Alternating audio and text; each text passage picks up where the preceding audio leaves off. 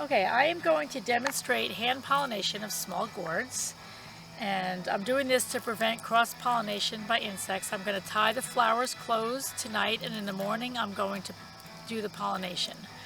So first I'm going to show you a female. It's got a fruit behind it, and the flower is orange and full and looks, kind of like it's going to open tomorrow.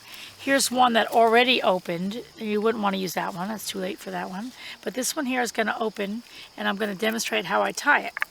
I use flash tape because it's bright and easy to see. And I have pieces that I've cut, and I'm just going to make kind of cross it over once and just make a little loop, like a little half a bow. And I'm just going to slip it over the end of the flower about 1/3 of the way down, and just kind of pull it a little snug so it can't open tomorrow. Alright, this is a male flower, and we want to tie several males for one female.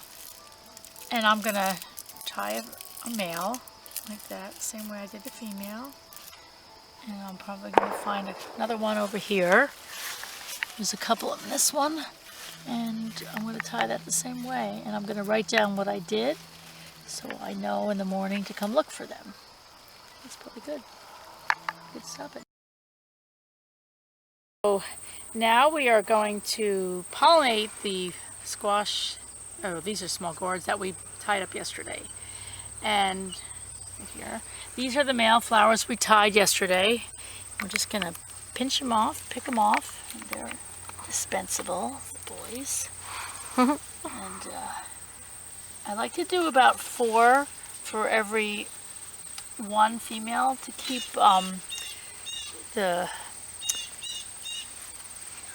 to keep the genetics a little wider. Sometimes I do only one, and sometimes I do one that's the same on the same vine, like it's called self-pollinating if I want to narrow it down. But here, this is an established variety that I call small number 9 that I actually selected out of a, and now out of a group. But I'm gonna put these in my mouth because that's how I hold them. Easier.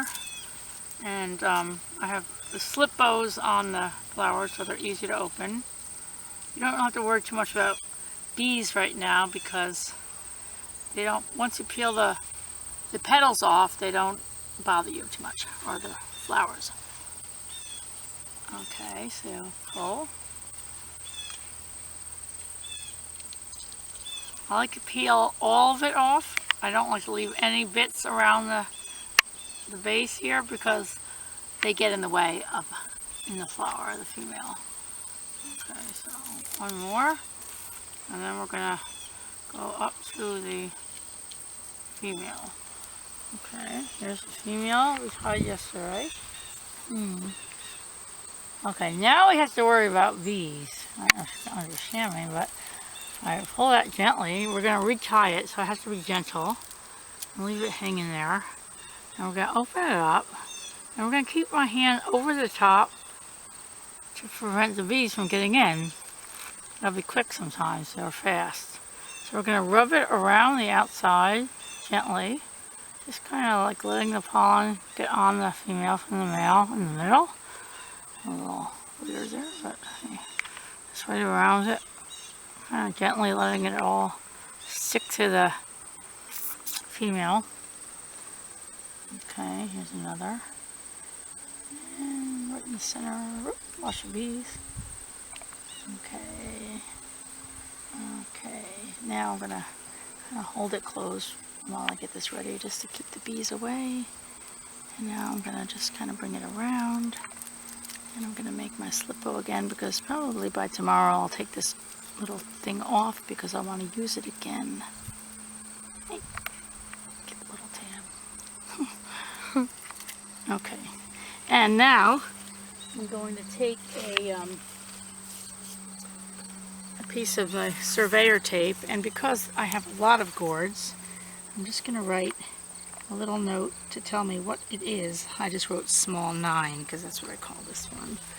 And now I'm going to take this and tie it right around the base. That's my marker. And I'm going to leave enough room for the stem to enlarge. So I'm going to tie a square knot, but I'm not going to tie it too terribly tight. These are gourds. If it was something really fat, I'd make it even bigger, but they don't have too fat a stem. So So just like that. And now it's ready. And when this gourd is mature, I'll let it mature till it's very mature. I won't pick it any earlier than I have to.